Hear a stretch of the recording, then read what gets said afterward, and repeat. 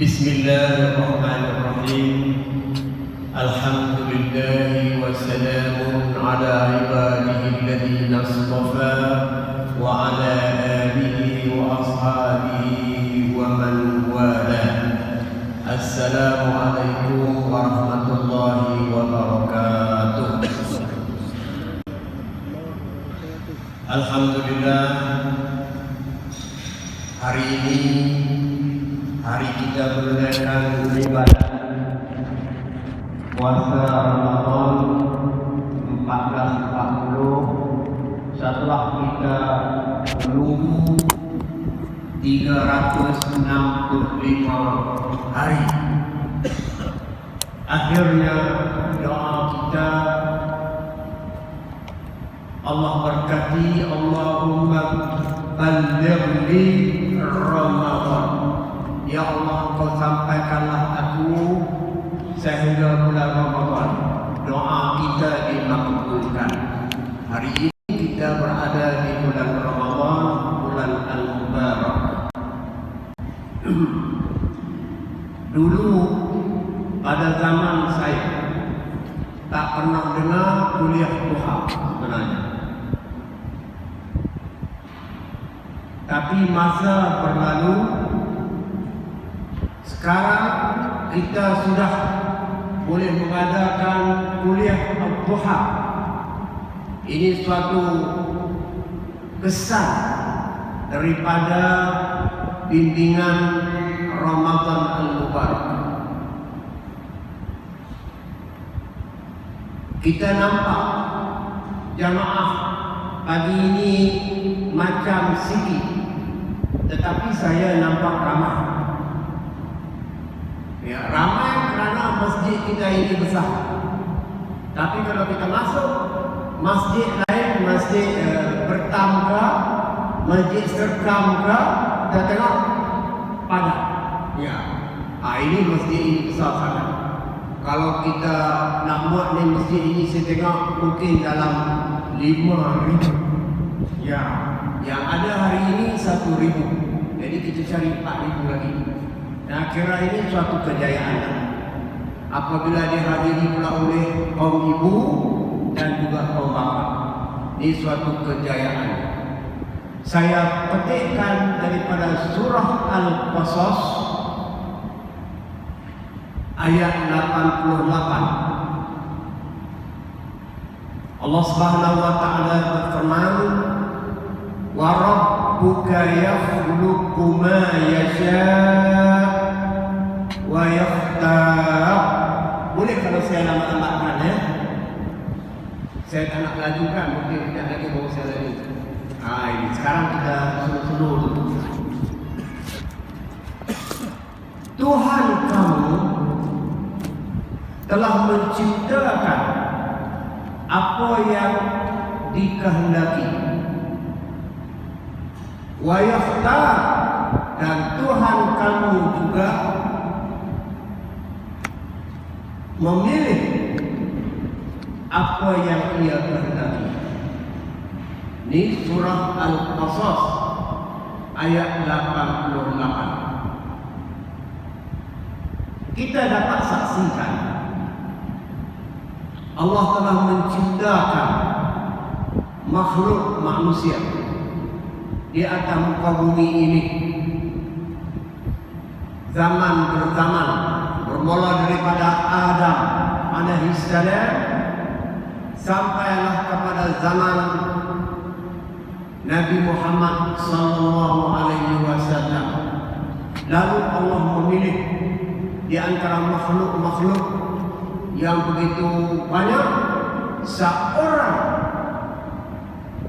Rasul dipilih, yaitu Nabi Muhammad sallallahu alaihi wasallam. sebagai putusan yang terakhir. Ini hak Allah dipilih. Begitu juga Allah berhak wa yakhtar. Dia juga berhak memilih antara bulan-bulan. Satu bulan yang dia panggil bulan Ramadan Al-Mubarak. Ini pilihan Allah. Allah juga menciptakan kepada kita satu tempat, ya, di atas muka bumi ini.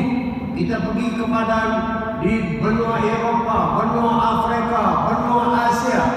Kita menjelajah jalan, rupa-rupanya Allah pilih satu tempat yang bernama Makkah Al-Mukarramah sebagai tempat yang paling mulia di atas muka bumi ini.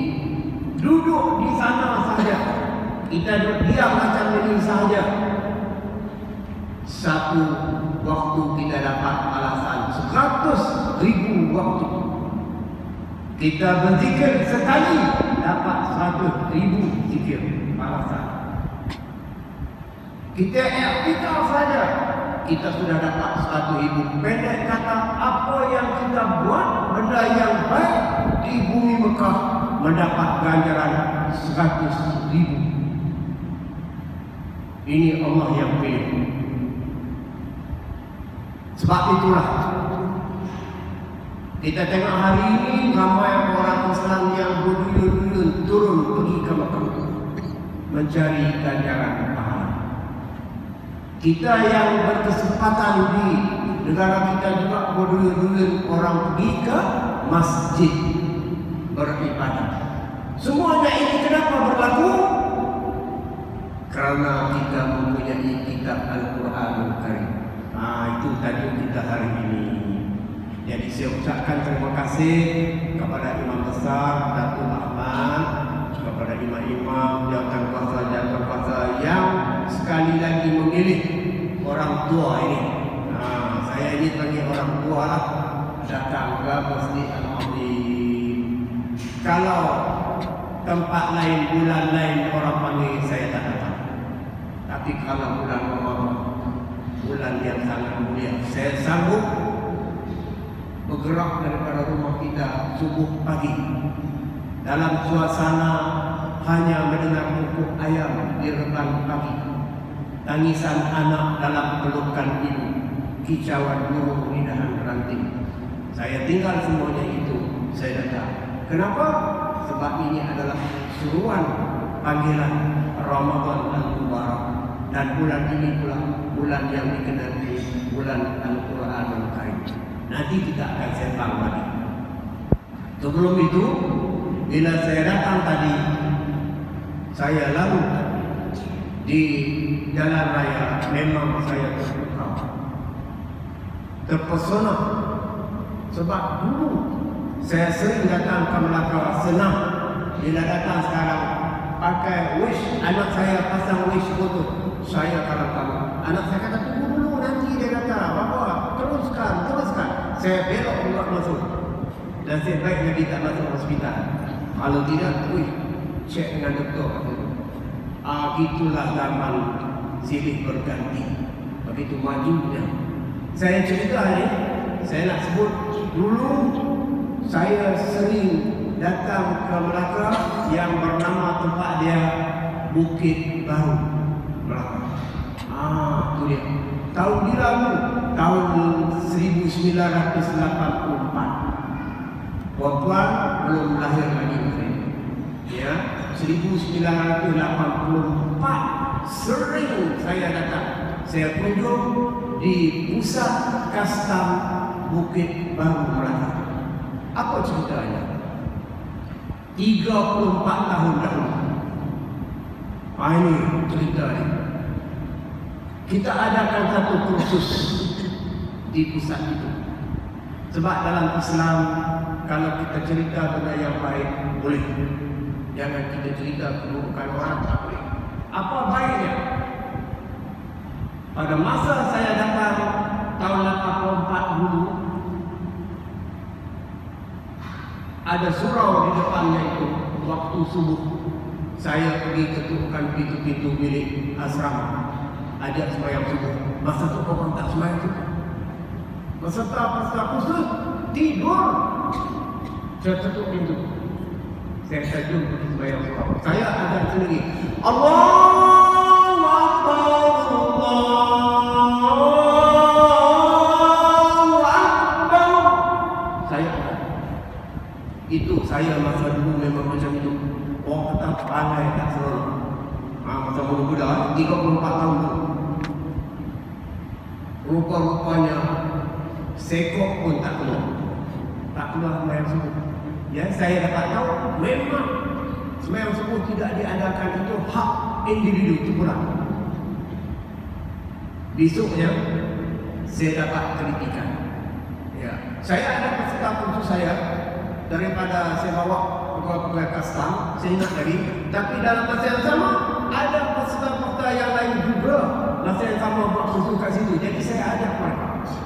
Saya dikecam dan saya dikritik kerana ganggu orang sedang minum subuh. Itu dia. Ya, akhirnya saya pun bagi tahulah. Saya kata saya minta maaf, saya tak tahu budaya di sini tak ada jemaah subuh. Saya cakap dia. Saya tak nak sebut nama pengarah dia. Apa yang saya nak cerita? Sekarang, selepas 34 tahun kebaikan yang kita dapat. Cuba tuan-tuan pergi Bukit Baru, Bukit Lama, Bukit Beruang, Bukit Rosa, bukit apa tuan-tuan pergi ingat sekarang. Suasana dah berubah. Orang sudah mempunyai kesedaran yang luar biasa. Karena apa? Karena kita ada kitab suci Al-Quranul Karim. Tuan-tuan bayanglah perbezaan antara kita dengan orang yang tidak ada Quran. Itu kita tengok. Kita yang ada Quran ini, pagi-pagi kita bangun, kita boleh stop makan dan minum kerana Quran perintah kita. Kita tahu nak membersihkan diri kita. Kita tahu macam mana nak mandi hadas, nak berstinja. Semuanya kita lakukan sebab Al-Quran perintah kita. Unun di sebelah lagi yang tidak ada Al-Quran. Mandi hadas tak ada, sembahyang tak ada, puasa tak ada, semua tak ada. Bergulin macam babi hutan. Ya, lebih kurang macam babi hutan saja hidup mereka. Tonton tengok perbezaan orang yang Allah kirim Quran dengan orang yang tidak ada Al-Quranul Karim. Baru mai kita pindah ayat 185 surah Al-Baqarah, muka surat sebelah kiri. Tuan-tuan buka tengoknya. Allah Subhanahu wa taala berfirman, Syahru Ramadan alladhi unzila fihi al-Quran hudan linnas wa bayyinatin minal huda wal furqan. Saya potongkan itu, saya ikut mushaf Quran cetakan pustaka apa? Pustaka Allahumma shalli ala Al-Fatih. Itu dia. Ya, saya ikut cetakan pustaka Al-Fatih. Quran yang sangat sesuai pada zaman kita sekarang ini, mudah untuk kita nak hafaz, mudah kita nak tengok makna. Fatih. Syahrul Ramadan alladzi, bulan Ramadan alladzi yang unzila diturunkan fihi pada bulannya bulan Ramadan Al-Quran. Bulan Ramadan ini kita nak tunjukkan betapa mulianya bulan Ramadan ini. Al-Quran itu diturun untuk apa? Hudal linnas. Ini rahsia. Kata orang, tujuan yang sebenarnya Al-Quran diturunkan itu hudan linnas. Tonton, tengoklah kesyumulan ajaran Islam. Islam ini is complete, comprehensive, dynamic, easy. We can do anything as we like. Al-Quranul Karim sesuai, mudah, easy for Muslim, bukan Muslim, orang kaya, orang miskin, orang besar, orang kecil, kanak-kanak, orang dewasa, orang lelaki, orang perempuan, bangsa Arab, bukan Arab, semua Quran itu sesuai. Cuba tonton ambil example surah Al-Fatihah sahaja. Daripada semenjak dulu, masa saya lah, kita tak payah ambil daripada zaman Nabi itu. Itu dah ada apa? 1400 tahun. Zaman saya sudah saya baca surah Al-Fatihah ini. Ya, saya sudah baca 50 tahun yang saya ingat surah Fatihah. Sampai sekarang Fatihah itu jugalah saya baca. Tuan-tuan dan puan-puan pun kalau masuk masjid ini, bila sembahyang saja tuan imam mesti mula dengan Fatihah dulu. Bismillahirrahmanirrahim. Itu kalau ikut Imam Asy-Syafi'i, dia baca dengan nyaring. Oh, tak mau, kita nak ikut dengan imam lain, Hambali, Hanafi, boleh? Bismillahirrahmanirrahim. Kita boleh terima juga. Oh, tak mau juga nak ikut apa Imam Maliki. Terus Alhamdulillahi Rabbil Alamin. Tonton tengok perkembangan ilmu pengetahuan. Orang sudah boleh belajar. Dulu bergaduh, dia tu tak baca bismillah, dia ni baca bismillah, dia ni baca kuat, dia ni baca perlahan, dia ni sembahyang 8 rakaat, dia ni sembahyang 20 rakaat, dia ni witir 23. Dulu bergaduh. Di Selangor sampai keluar risalah, barang siapa sembahyang 8 rakaat tak sah. Manakala di Perlis pula, barang siapa sembahyang 20 tak sah, bid'ah, dhalalah, wa kullu dhalalatin finnar. Dulu. Sekarang tuan-tuan tengok. Ini yang kita katakan pengaruh kelebihan Al-Quran yang kita baca. Surah Fatihah saja. Cuba tonton kali 17 kali dengan 365 hari, kali dengan umur kali Fatihah yang kita baca, tak pernah kita rasa jemu. Ya, mari masjid tak pernah rasa bosan. Fatihah yang kita. Kita pernah dengar ada satu ketika dahulu orang Johor. Siapa dia itu? Rohana Jalil. Seorang penyanyi masa tu top lah Rohana Jalil. 13 minggu berturut-turut dia sentiasa menang dengan lagunya umpan denak dengan lagunya ini bulan puasa bagus juga kita lupa-lupa akan lagu nyanyi ni kan. Itu dia lagu Rohana Jalil. Tu alhamdulillah, Allah suruh saya lupakan. Tonton tengok itu 13 minggu lagu dia menang. Sekarangnya orang dah tak nyanyi lagi. Diri ini seumpama pemburu, lagu tu saya ingat satu tu saja ya, 13 minggu. Tetapi lepas tu habis musnah. Quran yang saya nak bezakan ini, bila kita baca Fatihah beribu-ribu kali kita baca Fatihah, tak pernah makmum komplain, Ustaz tukar, tak mau dengar surah Fatihah, jemu bosan, hari-hari Fatihah, Ma'rif Fatihah, Isyak Fatihah, Tarawih Fatihah. Ada tak orang komplain? Tidak ada. Malah kalau orang tak nak baca surah pendek, orang komplain. Jangan main-main. Ya, zaman saya surah pendek. Inna a'tainakal kautsar, inna anzalnahu fi lailatul qadr. Itu Fatihah satu nafas. Sekarang imam jemputan, imam hafiz. Allahu akbar. Di surau saya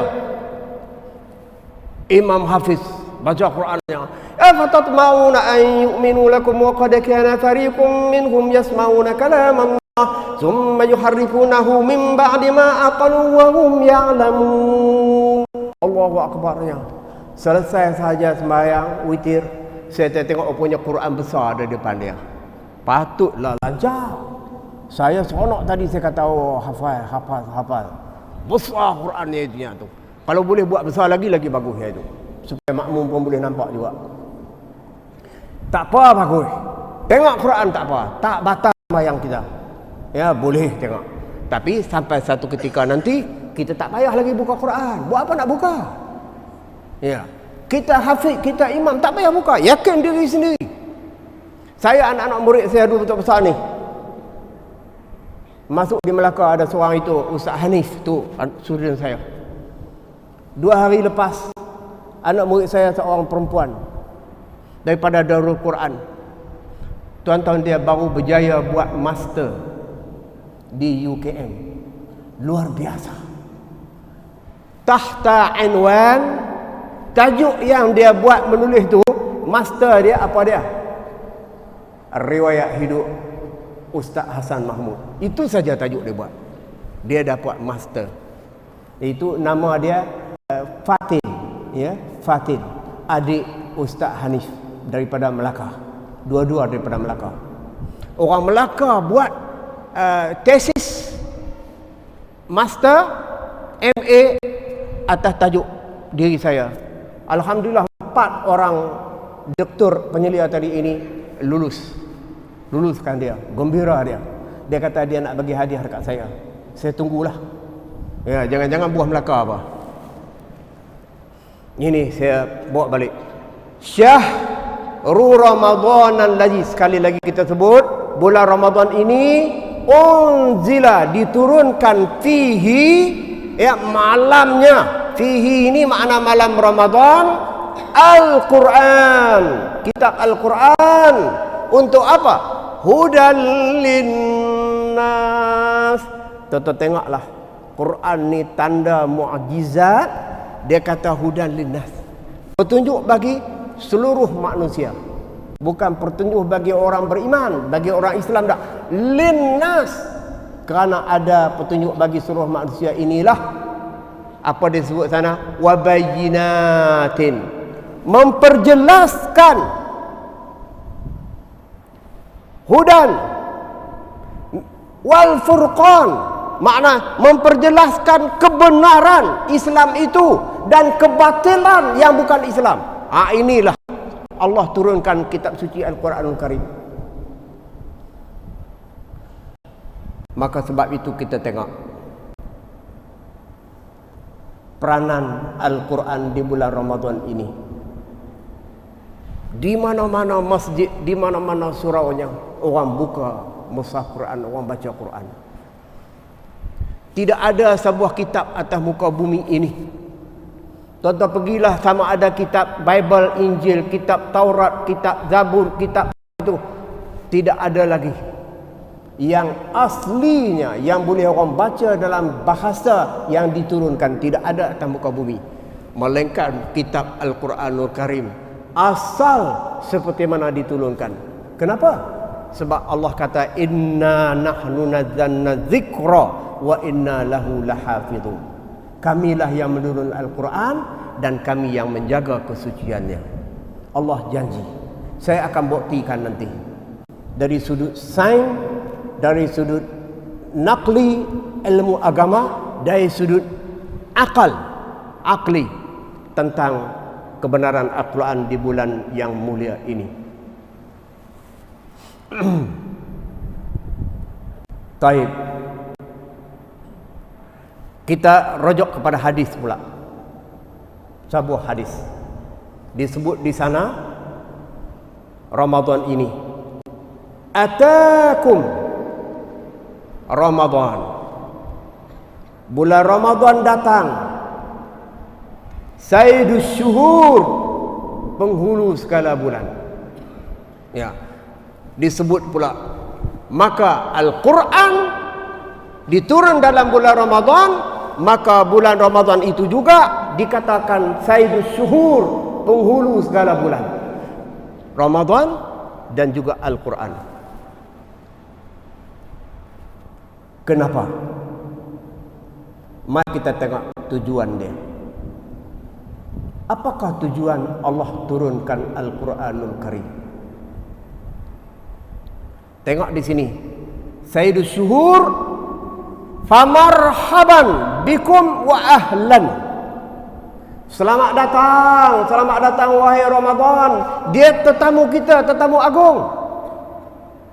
Wa ahlan. Tujuan yang pertama ada pada kalimah wa ahlan. Marhaban wa ahlan. Apa wa ahlan sini? Wa ahlan ni maknanya untuk hubungan silaturrahim. Ahlan tu ahli. Kita ni semuanya satu ahli daripada Adam. Ya. Hubungkan balik silaturahim. Bulan Ramadan, bulan ini ialah untuk kita mempertautkan balik bulan kasih sayang, bulan rahmat. Allahu Akbar. Di bulan Ramadan ini, apa yang pertama? Bulan yang paling banyak kita baca Al-Quranul Karim untuk mempereratkan balik hubungan kasih dan sayang. Tuan-tuan bayang tengok bila kita datang ke masjid. Di sana ada doa yang kita baca, ada ayat Quran yang dibaca, kemudian ada salaman, ada makanan. Allahu Akbar berlaku. Kalau ini sentiasa konsentrate, iltizam kita lakukan, maka tujuan yang asli yang Allah sediakan itu, umat Islam ini akan jadi umat yang bersatu, umat yang penuh dengan kasih sayang. Akhirnya kita dapat lihat penerima Islam makin bertambah, makin ramai. Ini tujuan. Tujuan yang kedua, Allah turun Al-Quran ini untuk menjaga hukum hakam kehidupan manusia sepanjang zaman. Quran. Sebab itu adanya Quran, maka umat Islam adanya ibadat sembahyang. Ada Al-Quran, adanya kepercayaan kita dengan Allah Subhanahu wa taala. Turunnya Al-Quran, ada penjagaan akhlak, adab, sopan santun umat Islam. Adanya Quran, maka adanya hubungan sejarah daripada dulu sampai sekarang. Orang kaji, akhirnya Melaka sebagai suatu tempat bersejarah dengan para miswara masuk Islam, maka umat Islam pun makin bertambah ramai, bermula daripada kota Melaka. Itu tujuan yang kedua. Tujuan yang ketiga, Allah turunkan Al-Quranul Karim supaya kitab ini menjadi panduan, pedoman dalam kehidupan kita. Panduan untuk diri kita sendiri. Bagaimana kita nak uruskan diri kita, Al-Quran ajarkan kita.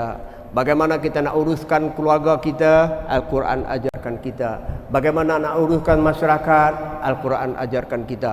Bagaimana nak uruskan sebuah negara yang besar, Al-Quran mengajar kita. Bagaimana nak tadbirkan dunia ini, Al-Quran mengajar, memberi panduan kepada kita. Jadi sekarang saya nak buktikan pula Quran dalam bulan Ramadan Al-Mubarak ini. Tuan-tuan tengok. Ayat Quran memberitahu kepada kita, inna anzalnahu fi lailatul qadr. Sesungguhnya kami turunkan Quran itu lailatin, pada satu malam Al-Qadar. Tetapi yang kita belajar ini dari segi sudut ilmiah. Kita belajar Al-Quran itu turun selama 23 tahun kurang lebih. Tapi ayat ini Allah kata kami turun malam saja, lailatin, satu malam saja pada malam Al-Qadar. Ini sudah confuse. Saya nak terangkan. Fi Lailatul Qadar, Allah sebutkan sekali saja di malam, makna daripada Lauh Mahfuz. Ya. Daripada Lauh Mahfuz, Quranul Majid fi Lauhim Mahfuz. Daripada Lauh Mahfuz Allah turun sekaligus ke mana? Baitul Izzah, ke langit dunia. Itu sekaligus. Yang ni kita kena faham baik-baik. Ya, kenapa ayat ini Lailatul Qadar disebut malam? Oh, daripada Lauh Mahfuz ke langit dunia. Lepas itu daripada langit dunia dah mula malaikat Jibril bawa turun kepada Nabi sedikit demi sedikit munajjaman selama 23 tahun. Ni Quran yang ada kepada kita, Allah turun selama 23 tahun. Orang-orang kafir komplain. Wa qala alladhina kafaru laula nuzila ala jumlatin wahidin. Kenapa dia kata Quran ni tak turun sekaligus saja? 30 juzuk itu sekaligus turun ke Nabi. Itu komplain orang kafir. Allah jawab, kadzalika linusabbita bihi fuadak. Allah yang jawab. Diturunnya berperingkat-peringkat, wa Qur'anan faraqnahu litaqra'ahu 'ala an-nasi 'ala muksin. 'Ala muksin tu makna sikit-sikit Allah turun tu untuk menetapkan hati Nabi dan juga hati umat Islam. Tapi kalau Quran itu turun sekaligus pada bulan Ramadan 30 juzuk, 6236 ayat, lentang pukang manusia. Sedangkan puasa Allah turun kepada kita bulan Ramadan tu pun ada orang yang komplain. Sembahyang yang Allah perlukan sehari semalam 5 waktu tu pun juga orang komplain. Bayangkan kalau sekiranya Quran itu turun sekaligus 30 juzuknya. Kita sekarang nak apa Yasin pun tak habis-habis. Ya, kalau Quran itu turun sekaligusnya, para sahabat pun kacau bilau, Nabi pun kacau bilau. Kemudian hukum hakam yang mula turun Quran. Kita kena ingat, Quran ni turun, ada ayat yang diturun berdasarkan kepada persoalan yang berlaku. Soalan-soalan yang ditimbul oleh orang-orang kafir musyrikin. Maka ayat Quran pun turun. Ada ayat-ayat Quran yang turun tanpa sebab kepada Nabi. Jadi selama 23 tahun itu Allah uji Nabi dan juga para sahabat dengan ayat Quran berperingkat demi peringkat. Saya ambil contoh. Tonton tengok. Kalau ayat Quran itu turun sekaligus ya. Umpamanya minuman keras. Dalam Quranul Karim ada 5 kali Allah turun hukum mengenai dengan minuman keras yang memabukkan, yaitu arak. 5 kali. Kalau sekali saja Allah turunkan, tuan-tuan bayanglah macamnya contohnya di Melaka ini. Satu ketika dahulu kita pernah dengar orang kata mandi sapar di pantai Melaka, mandi sapar. Kalau sekali di Melaka ini keluar fatwa haram, tak ada siapa yang akan ikut. Itu naluri manusia. Tak akan ikut. Dia akan bantah, dia akan buat tunjuk perasaan. Akhirnya mandi sapar itu pun hilang karena perintahnya berperingkat-peringkatnya. Akhirnya orang boleh terima. Begitu juga dengan minuman arak yang memabukkan ini. Allah turun pertama sekali surah Al-Baqarah. Yas'alunaka 'anil khamri wal maisir qul fihima itsmun kabirun wa manafi'u linnas wa ismuhuma akbaru min naf'ihima. Ini tonton tengok surah Al-Baqarah. Orang bertanya kepada kamu Nabi Muhammad pasal al-khamru, arak. Maka Nabi pun jawab, qul fihima ismun, katakan arak ni memanglah banyak yang tak baik, tetapi dalam masa itu juga wa manafi'u linnas, ada juga manfaat bagi manusia. Itu peringkat awal. Arak ada juga keburukan dia, tapi ada juga kebaikan dia. Ini ayat pertama. Sorry, kalau tuan-tuan nak detail betul, ayat pertamanya sebenarnya adalah terdapat dalam surah An-Nahl. Itu ayat pertama betul. Tapi tak ada dalam kitab, jarang dituliskan itu. Ditulis ini ya. Kalau betul-betul sekali dalam surah An-Nahl, wa min samaratin nakhili wal a'nabi tattakhizuna minhu sakaran wa rizqan hasana. Itu sebenarnya daripada buah anggur, buah kurma, kamu peram dan kamu minum. Dia jadi Arab. Itu yang pertama. Orang minum, orang jual. Mai ayat yang saya sebut yang kedua tadi, yas'alunaka 'anil khamri. Ada buruk, ada baik. Jalan. Sampai yang ketiga pula, Allah turun pula lagi ayat. Apa dia? Ya ayyuhallazina amanu la taqrabus shalah. Oh, pada masa itu sembahyang, tapi mabuk juga. Ya, tuan-tuan bayang tengoknya. Kalau kita sekarangnya komplain, apalah ini? Ya. Orang sembahyang mabuk boleh. Tentu kita kata, oh ini tak patut. Tapi berlaku zaman dulunya, mereka masih minum walaupun mereka sembahyang. Surah An-Nisa, tuan-tuan buka surat sebelah kanan. Jadi turunlah ayat Quran kepada Nabi, la taqrabus salata wa antum sukara. Kamu tunggu dulu, jangan sembahyang kalau kamu mabuk. Mabuk dulu. Lepas tu baru kamu sembahyang. Ya Allah, cantik sungguh ayat Quran hidang kepada kitanya itu. Kamu nak mabuk dulu. Lepas tu baru sembahyang. Oh, bila sembahyang baca qul ya lintang bukang. Qul ya ayyuhal kafirun a'budu ma ta'budun. Jadi macam itu. La a'budu ma, aku tak akan sembah yang kamu sembah. Mereka baca a'budu ma ta'budu, aku akan sembah apa yang kamu sembah. Akhirnya turunlah ayat yang terakhir, yaitu surah Al-Maidah, innamal khamru wal maisir wal ansabu wal azlamu rijsun min amri syaitan. Allah kata lepas ini tak boleh. Fajtanibuh, jauh, stop. Fahal antum muntahun, kamu tak nak berhentikan lagi? Semua Umar Al-Khattab, sahabat-sahabat yang ada gelas di tangannya, terus pecah. Tak minum lagi. Guru-guru tempayan yang ada arak-arak itu semua dipecahkan habis semua sekalinya. Selesai. Tonton tengok. Ini dia peranan Al-Quranul Karim kepada kita manusia. Sebab itulah Quran ini diturun selama 23 tahun. Itu baru mana ayat Arab, belum lagi makna kiblat yang kita duduk sembahyang ni. Jika tuan-tuan pergi ke Mekah, lepas tu tuan-tuan pergi ke Madinah, sana tuan-tuan akan ziarah ada satu masjid dipanggil Masjid Qiblatain.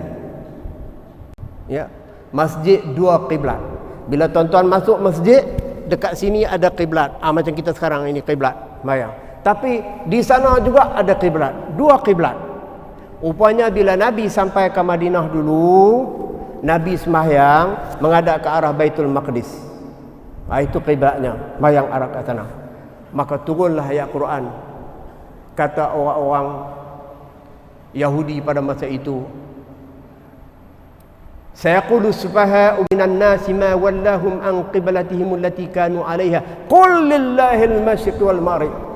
Jadi bila saja Nabi berubah kiblat, orang-orang Yahudi pun menempelak Nabi, kata, oh kamu hari itu ikut kiblat kami, sekarang dah nak lari pergi kiblat lain pula lagi. Senangnya Allah kata fawalli wajhaka syatral masjidil haram, hadapkanlah kamu ke arah Masjidil Haram. Ini pun cerita daripada Al-Quran juga. Berhenti. Sebagai bukti, kalau tuan-tuan pergi ke Masjid Qiblatain dulu, mungkin 5 tahun sebelum ini, tuan-tuan akan baca dua kiblat. Ini kiblat Baitul Maqdis, ini kiblat ke arah Masjidil Haram. Tapi jika tuan-tuan pergi sekarang, yang kiblat itu dia dah bubuh tile semua dah. Dia masjid semua kali dah tak ada. Saudi ni dia kerja dia rajin. Kejap ada, kejap tak ada. Kejap buat, kejap tak buat. Kejap boleh pakai handphone, kejap haram pakai handphone. Kejap tak boleh tawaf kat Kaabah, kena naik atas, sekarang boleh. Dia macam tu. Dia suka. Dia suka orang Islam datang ni, di sana dia atur, dia buat macam itu. Kalau tidak, dia kata orang Islam ni bosan, duduk kat situ saja. Gitulah buat gini, kejap boleh, kejap tak boleh. Dia macam itu. Dia suka usik kita. Kadang orang perempuan boleh duduk kat sini, esok pula dia ubah kat sini. Saya pergi baru ni,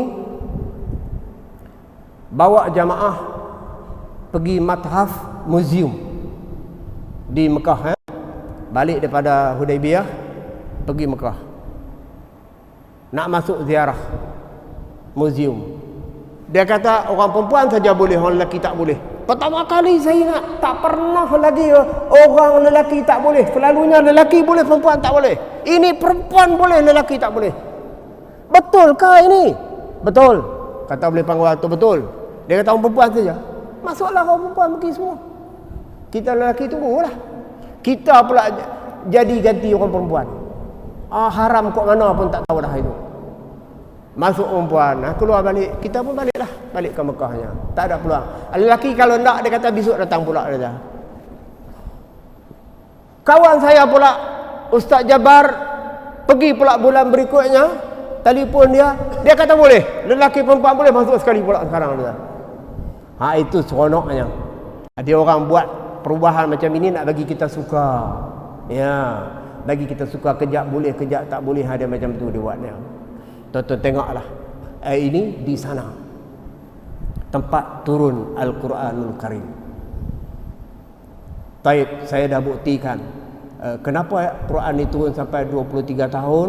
Bermula daripada bulan Ramadan. Orang kata Quran turun bulan Ramadan 17 Ramadan. Jawapan dia, itu yang turun pertama kali daripada Lauh Mahfuz ke langit Baitul Izzah, Quds. Tapi turun selepas itu pula kepada Nabi, mengambil masa selama 23 tahun. 13 tahun di Mekah dan 10 tahun di Madinah. Kejap lagi saya akan tanya balik soalan ini. Siapa yang boleh jawab, kita akan bagi hadiah. Tolong ingat ya, 13 tahun di Mekah, 10 tahun di Madinah. Tempoh Al-Quran turun kepada Nabi. Itu zaman awalnya. Taib. Saya di ujung ni pula nak buktikan pula dari sudut saintifik. Quran itu sebuah kitab yang kita duk bincang sekarang ini.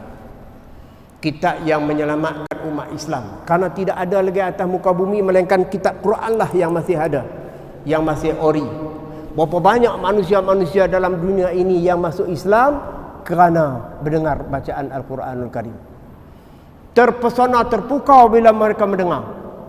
Bukan kita sahaja, orang-orang yang handal bahasa Arab seperti Walid Al-Mughirah, Umar Al-Khattab, seperti Abu Lahab, Abu Jahal, Abu apa lagi semuanya. Bila mereka mendengar Al-Quran ini, gementar jiwa mereka. Tapi ada yang masuk Islam, ada yang tak sempat masuk Islam. Seperti Abu Lahab. Kenapa dia tak masuk Islam? Tuan-tuan ingat ya, nanti tuan kata Abu Lahab tu bapa saudara Nabi, kenapa tak boleh masuk Islam? Anak saudaranya ialah Muhammad Rasul, kenapa Abu Lahab tak masuk Islam? Tuan-tuan tengok, yang kata Allah ini maha adil, maha bijaksana. Kalau Abu Lahab masuk Islam, seperti mana Abdullah bin Abbas, ya, seperti mana keluarga adik-beradik Abdullah masuk Islamnya Abu Lahab ini, bapa saudara Nabi masuk Islam, agama Islam hancur habis. Kalau Abu Lahab mengucap 2 kalimah syahadah, ya, Islam tidak ada di dunia. Inilah kebenaran kitab suci Al-Quranul Karim secara saintifik. Tuan-tuan boleh buka satu surah dalam Quran, iaitu surah Al-Masad, surah Al-Lahab. Surah ini Allah turun kepada Abu Lahab di kota Mekah. Tabbat yada abi lahabin wa tabb ma aghna anhu maluhu wa ma kasab sayasla naran zata lahab wa imra'atuhu hammalatal hatab fi jiniha hablum min masad. Tuan-tuan tengok, karena adanya surah Al-Masad inilah Abu Lahab tak akan boleh tukar agama. Kalau Abu Lahab tu macam kita, Abu Lahab macam setengah-setengah rakan-rakan kita yang marah. Ya. Marah, kita buat dakwah marah, kita bagi ceramah marah, kita buat kuliah marah, kita cakap agama marah. Kalau macam itulah, ya, habis. Ya, habis. Ya, tapi Abu Lahab tak boleh buat. Karena Al-Quran kitab yang benar datang daripada Allah. Bukti dia. Ya, bukti dia. Bila Allah sumpahkan, wahai Abu Lahab, ni bahasa Arab, bahasa Quraisy. Abu Lahab faham. Wahai Abu Lahab, binasa kedua tangan kamu. Dua tangan ni Allah kata binasa. Ya, watab, binasa tangan kamu. Yada, dua tangan, binasa. Sebab kamu ni akan masuk neraka, Abu Lahab. Ayat Quran turun. Saya sela naran zata lahab. Bukan kamu saja, termasuk isteri kamu. Wa imra'atuh. Cuba tuan-tuan fikir, kalaulah dari segi akal fikiran, sebaik saja Abu Lahab dengar dia mengatakan bahawa Abu Lahab akan masuk neraka, dia bangun saja di depan manusia. Ayuhan nas, wahai semua manusia, isma'u, dengar ayat Quran turun kepada aku. Dia kata binasa kedua tangan aku akan masuk neraka. Okay, now I want to declare, now I am become to the Muslim. Ya, asyhadu an la ilaha illallah wa asyhadu anna Muhammadar Rasulullah. Abu Lahab pun sebut macam tu. Islam tidak ada di muka bumi. Sebab salah satu daripada surah Al-Quran tadi ini bohong, tak betul. Dia kata Abu Lahab akan mati dalam kubur, tiba-tiba dia mengucap dua kalimah syahadah. Senang saja kalau Abu Lahab nak buat. Tak boleh, sebab Quran ini turun daripada Allah Subhanahu wa taala. Ini yang kita nak kena pegang. Quran bukan buatan manusia. Kalau buatan manusia, Abu Lahab sudah rosakkan Al-Quran. Tuan-tuan buka baca tengok surah Tabat tadi, tengok terjemahan dia macam mana. Abu Lahab faham, tapi tak tergerak fikiran Abu Lahab itu, karena Allah kunci. Dia tak akan boleh rombak. Satu. Kita pindah pada yang kedua pula. Bila Al-Quran ini turun, Quran yang kita bincang di bulan Ramadan ini turun, ramailah yang menempelak ayat Quran ini. Mereka serang Nabi, orang-orang Quraisy. Mereka tak mau, mereka kata Nabi Muhammad ni gila, Nabi Muhammad ini bawa ajaran baru, Nabi Muhammad bawa ajaran sesat. Nabi Muhammad patut kita tangkap dia, patut kita dera dia, patut kita penjara dia di Sungai Buloh. Lebih kurang macam itulah kata mereka. Lalu Allah pun turun ayat Quran. Surah Al-Baqarah, juzuk yang pertama, muka surat sebelah kiri, barisan yang ketiga daripada bawah itu.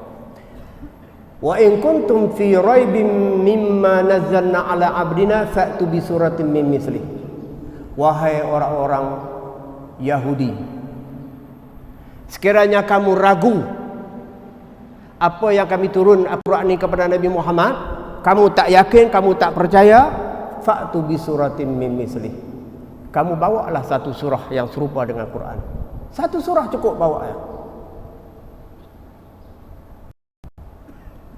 Patut apa lagi Allah sebut di situ? Panggillah geng-geng kamu, pakar-pakar kamu, min dunillah in kuntum shadiqin, kalau kamu orang yang benar. Panggillah. Cabaran ini, kalau tuan-tuan fikirkan, dia sudah berusia 1400 tahun cabaran. Ada tak cabaran dalam dunia sampai 1400 tahun tak tersambut, tak terjawab? Sedangkan kalau kita tengok, bila ada cabaran dalam sokan, cabaran dalam politik, cabaran dalam ekonomi, orang cabaran dalam teknologi dan sebagainya, orang boleh pintas, orang boleh cabar, orang boleh buat. Tetapi dengan ayat Al-Quran yang Allah cabarnya, orang diam kaku. Profesor-profesor daripada luar negara, pakar-pakar bahasa Arab, baik daripada New York, baik daripada Mesir, baik daripada mana sahajanya, orang-orang Yahudi takkan boleh. Dia tak boleh buat satu surah nak samakan semena-mena Allah sebutkan tadi. Sudah 1400 tahun. Malah Allah kata sampai hari kiamat orang tak akan boleh tiru Al-Quran. Apa lagi yang kita nak rasa rugi sebagai seorang Islam? Di bulan Ramadan ni kita buat kajian Al-Quran. Kita bertambah iman lagi, bertambah yakin lagi. Quran ini bukan kitab mainan. Laisa bil hazli. Quran bukan senda gurau. Quran bukan hanya setakat junjung letak atas kepala. No. Ya. Bal huwal faslu. Dia Quran ni penentu, penegas, penegak, pemutus. Itu Quran itu. Ini cabaran Allah ya, 1400 tahun. Kita boleh dengar. Buatlah. Yang lain-lain orang boleh tiru. Handphone orang boleh tiru. Filem dia ni buat hebat, orang boleh tiru buat lagi. Bangunan tinggi orang boleh buat lagi tinggi bangunan boleh buat. Jalan raya hebat, orang pun boleh buat lagi jalan raya. Ya. Kapal terbang. Sekarang ni orang nak buat kapal terbang, apa kereta terbang pula iaitu. Lepas ini mungkin lain lagi pula, orang pula terbang. Lepas itu semua terbang. Habis. Tetapi ayat Quran tinggal ayat Quran. Kita kena jaga dan kita kena faham. Orang tak akan boleh itu. Dah dua dah. Tak boleh hadapi cabaran. Mari kita tengok pula lagi dari segi ahli sains. Dalam surah Rum, apa yang berlaku? Ayat Quran turun pada masa itu berlaku peperangan antara Rum dengan Parsi. Ayat Quran pun turun. Dalam peperangan itu orang Parsi menang, Rum kalah. Rum ini ahli kitab, mereka kalah. Tapi ayat Quran turun, ghulibatir Rum, kerajaan Rum kalah dalam peperangan ini, fi adnal ardi wa hum min ba'di ghalabihim sayaghlibun. Quran kata kalau berlaku peperangan yang kedua, Rum akan menang. Tuan-tuan tengok fakta. Apa kata kalau dalam perang pusingan kedua ini Rum kalah juga? Di mana kita nak letak surah Rum itu? Dalam Quran ya, surah Rum. Alif Lam Mim, ghulibatir Rum fi adna ardi wa hum min ba'di ghalabihim sayaghlibun. Di mana nak letak? Dah dua surah dah. Ya. Tapi bila berperang, akhirnya Rum menang. Ayat Quran turun dulu. Tapi kalau ayat Quran turun kemudian itu tak acilah. Tapi Quran turun, kamu tunggu dia tak tengok. Peperangan berikutnya nanti Rum akan menang. Ternyata Rum menang. Tuan-tuan buka balik kitab tafsir, perhati tengok sejarah peperangan ahli kitab Rum dengan orang Parsi itu. Di situ ada cerita dengan cara detail. Ini lagi membuktikan kebenaran kitab suci Al-Quranul Karim. Satu ketika saya naik kereta api daripada Putra Sentral nak pergi ke Kuala Lumpur. Kebetulan di sebelah perempuan. Bila saya tanya dia, puan nak pergi ke mana puan? Oh, dia kata saya nak pergi UPM, saya pensyarah. Dia sebut nama dia doktor apa nama saya tak ingat lah, tapi doktor lah, profesor di UPM. Oh, saya kata memang ini peluang baiklah, saya ada persoalan nak tanya doktor apa semua tu. Oh, doktor bidang apa? Dia kata dia bidang genetik, dia sebut kat saya. Bidang genetik, lagi hebat. Saya kata saya ada beberapa dalam ayat Quran saya nak tanya. Wah, dia pun nampak macam interesting bila saya sebutkan macam itu. Ya, dia tahu Ustaz. Saya kata ada ayat dalam Quran Allah berfirman, wahdafu alsinatikum wa alwanikum. Ayat ini yang bermaksud manusia, binatang berlainan bahasa pertuturan dan berlainan warna kulit. Boleh tak doktor ceritakan sikit? Dia kata berlainan bahasa. Saya ambil contoh misalnya ayam. Ya, ayam. Kalau ayam saya belah dengan ayam yang datang daripada Amerika, adakah bahasa dia juga berlainan? Tapi dalam kitab tafsir dia sebut ayam Melaka, kalau kita bawa pergi kepada Jawa, letak sama-sama itu, dia tak boleh bercakap. Dia tak faham bahasa Jawa.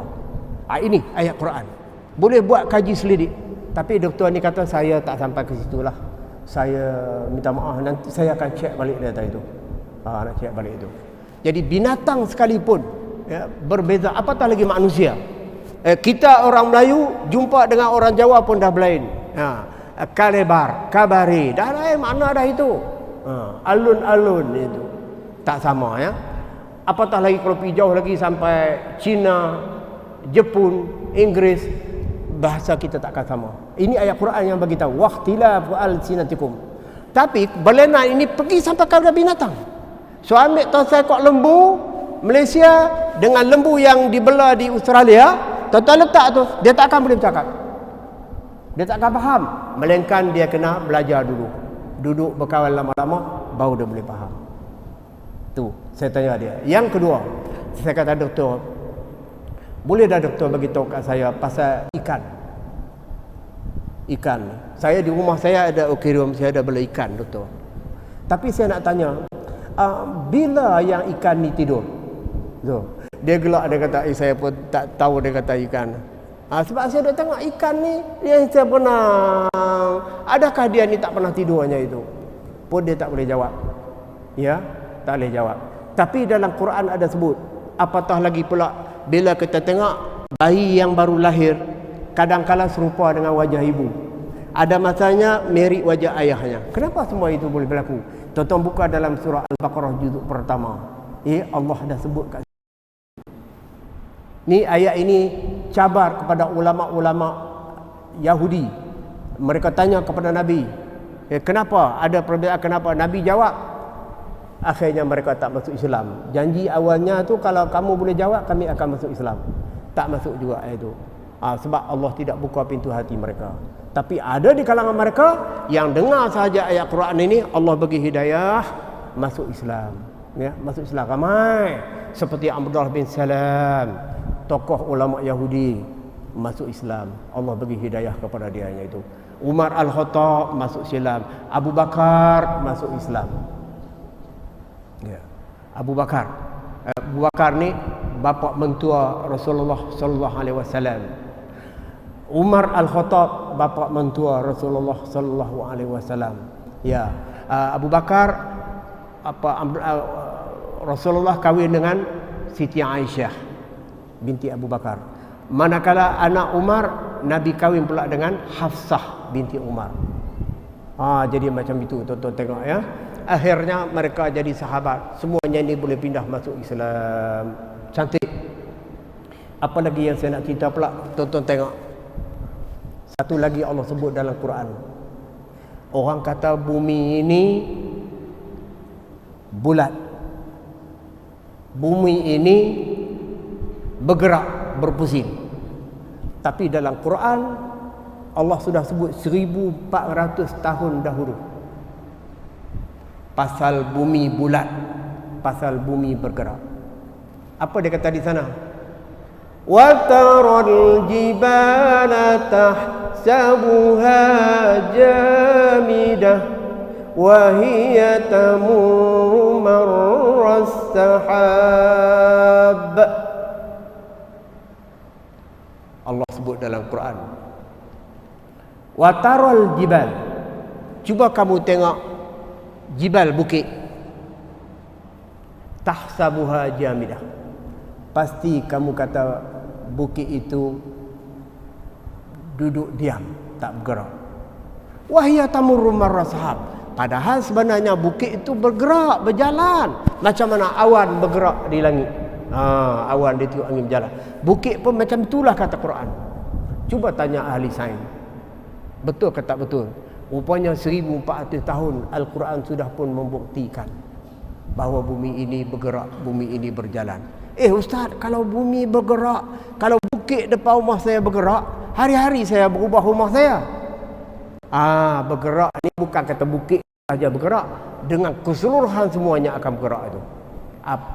Kesimpulan dia, bumi ni akan berputar, akan berpusing. Semuanya kita boleh rojak daripada Al-Quranul Karim.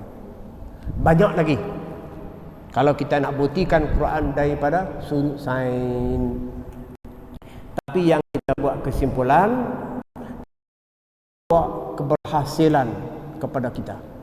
Yang pertamanya, keberhasilan Al-Quranul Karim ini, kita kekal menjadi orang Islam yang terbaik. Allah mengajar kita menjadi seorang hamba yang sangat sempurna. Macam mana kita boleh menjaga adab kita. Kita yang bangun pagi ada tata cara sebagai seorang Islam. Sampailah kita masuk dalam kelambu, kita tidur balik, bangun baliknya peraturan, tengok. Begitulah sopan santunnya orang Islam. Ini semuanya diajar oleh Al-Quran. Hasil yang kita dapat. Apa lagi? Hasil yang kita dapatnya, makna kita akan menjadi contoh tauladan kepada bangsa-bangsa lainnya. Bila mereka melihatnya itu, oh inilah ajaran Al-Quran yang sebenarnya. Kalaulah tidak ada fitnah memfitnah, adu domba, kita di Malaysia ni pun kita akan dapat lihat ramai orang-orang yang duduk di luar sana itu akan memeluk agama Islam. Syaratnya orang Islam mestilah beri contoh tauladan yang baik, sopan santun. Di sekolah, di tempat beli belah dan sebagainya. Umpamanya kalau tuan-tuan pergi ke Sabah, ya, luar biasa. Di pasar-pasar di Sabah, barang-barang jualan, tuan-tuan tengok nak beli apa? Ini sayur, ini nak beli timun, ini nak beli ikan. Peniaganya tidak ada. Yang ada harga saja letak. Sayur apa RM2, ikan RM5, dia letakkan itu. Lepas tu ada tong melo kat situ. Kita bubuh duit ambil barang. Tuan-tuan tengok. Maknanya unsur-unsur akhlak Islam sudah ada kepada mereka. Sikit saja lagi kita pergi tiup, kita bagi kesedaran kepada mereka, mereka akan berpindah pada agama Islam. Itu budaya di sana. Kita jangan tunjuk something. Jangan tunjuk kesombongan kita, akhlak kita. Betulkan akhlaknya. Nanti bila mereka tengok Allah, oh ini dia akhlak Islam, mereka akan berpindah. Bukan susah sangat. Kalau dulu kita tengok orang boleh tukar agama, para miswara datang ke Melaka, tengok. Agama Hindu para miswara datang daripada Majapahit, ya, duduk di sini perintah Melaka. Akhirnya para miswara sendiri boleh tukar agama karena tengok agama Islam yang baik tadi. Contoh-contoh umat Islam yang ada di Melaka, ramai orang lain pun akan masuk Islam. Dulu apa? Sembah pokok, sembah kayu, sembah patung, itu. Tapi daripada sembah-sembah yang luar biasa, orang pindah. Sebab ini pengaruh daripada ajaran Al-Quranul Karim. Kan, yang ketiga yang saya nak tiupkan di sini, sepenuh bulan Ramadan, kita kena praktik. Kita cakap sekarang ni teori banyak. Praktik dia, kita nak amalkan Al-Quran ni macam mana dalam kehidupan harian kita. Yang pertama, kita kena banyak membaca Al-Quran. Jangan berhenti, ya, jangan stop baca Quran. Kerana membaca Al-Quran itu dia menjadi penawar, dia menjadi ubat kepada kita. Setiap rumah orang Islam dia kena ada program membaca Quran. Orang kata apa sekarang ni, program baca Quran dunia. Itu. Tapi kita program baca Quran di rumah masing-masing. Beli Quran, buat program sempena bulan Ramadan. Dan yang kedua, imam-imam di seluruh masjid-masjid ini kalau boleh hentikanlah buka mushaf, baca mushaf itu. Hentikanlah, bagilah makmum ini yakin percaya kepada imam. Imam ini memang boleh betul, dia boleh ingat betul Quran. Jadi kita kena buatlah persediaan. Jangan main-main itu. Kalau buka mushaf semua, orang pun lain pun boleh buka. Jadi orang-orang buka Islam nanti dia tengok, oh ini senang ya, buka itu dia orang buka buku, saya juga boleh buka buku, boleh baca. Dah hafal masuk dalam kepala. Itu dua. Dan yang ketiga, beli mushaf Quran, ya. Hadiah ke masjid, hadiah ke surau. Buat amalan yang macam ini, ya. dalam bulan Ramadan ini. Tuan-tuan pergi beli mushaf saja letak. Tak payah tawar harga. Dia kata berapa? RM60, bayar RM70. Dia macam itu kalau nak baiki kehidupan kita. Daripada tahun ni 2019 nanti 2020-nya kita akan nampak perubahan, kesedaran yang luar biasa. Di Melaka ni kita tak kurang alim ulama. Di sini tempat lahirnya Ustaz Haji Abdul Wahid Melaka. Tempat lahirnya Syekh Abdul Rahman. Tempat lahirnya Ustaz Gani Syamsuddin, Ustaz Gani Abdul Rahman. Tokoh-tokoh semua di Melakanya begitu ramai. Alhamdulillah ya. Jadi adanya macam ini kita akan percaya Melaka ni bukan setakat sahaja dari segi kebendaan saja yang muncul yang punya, tetapi dari kerohanian juga kita akan dapat lihat perubahan. Saya rasa saya dapat isyarat setakat itu saja yang dapat saya sampaikan. Saya ucapkan terima kasih yang dapat saya sampaikan pada pagi ini. Mudah-mudahan kita akan dapat menghabiskan ibadat puasa. Ya, ibadat puasa, sembahyang tarawih, majlis baca Quran, majlis tadarus, dan akhir sekali bersedekah. Buatlah macam mana pun bersedekahlah. Ya, mana tempat yang sesuai yang boleh bersedekah atau bersedekahlah. Sebab ganjaran di bulan puasa ini sangat banyak. As-sadaqah kaffaratuz dzunub. Sedekah boleh menghapuskan dosa kita. Tawaran Allah Subhanahu wa taala. Aku qouli hadza astaghfirullahal azim. Wassalamualaikum warahmatullahi wabarakatuh. Waalaikumsalam warahmatullahi wabarakatuh.